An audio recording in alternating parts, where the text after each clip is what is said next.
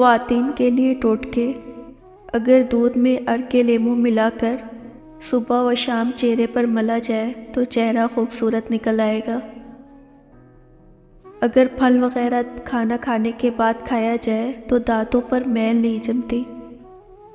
अगर मुंह में कोई ज़ख्म ना हो और मुंह से बदबू आए तो समझ लीजिए कि मैदे में कुछ खराबी है।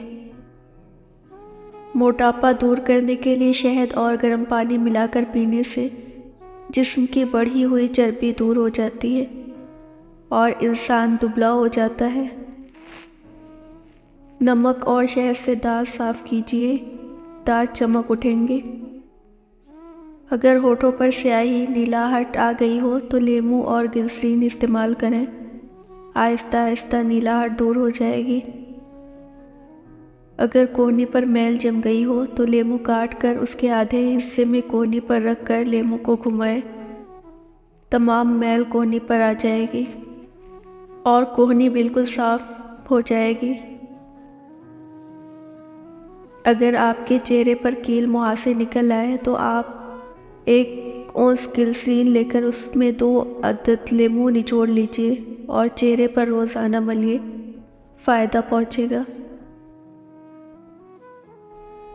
हाथ वगैरह जल जाए तो चूने के पानी में शक्कर घोलकर जले हुए मुकाम पर लगाने से फ़ौरन आराम आ जाएगा।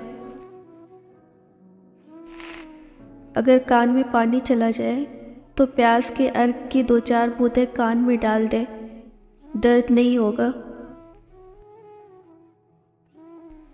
अगर बुखार तेज़ हो तो चारों हाथ पैर रुमाल लेकर एक वक्त में सहलाए जाए तो 5 मिनट तक बुखार हल्का हो जाएगा। बकरी का दूध बुखार के मरीज़ों के लिए बहुत फ़ायदेमंद है। अगर बुखार तेज़ हो तो बकरी का दूध हाथ, पाँव और सर पर मलिए, बुखार फ़ौरन उतर जाएगा।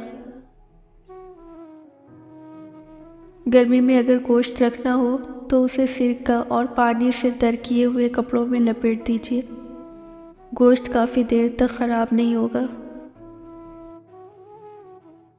मक्खियाँ नाक में दम कर देती हैं तो खाना पीना दुश्वार हो जाता है, लेकिन अगर किसी जगह पुदीना लगा दें तो मक्खियाँ नज़दीक नहीं आएंगी।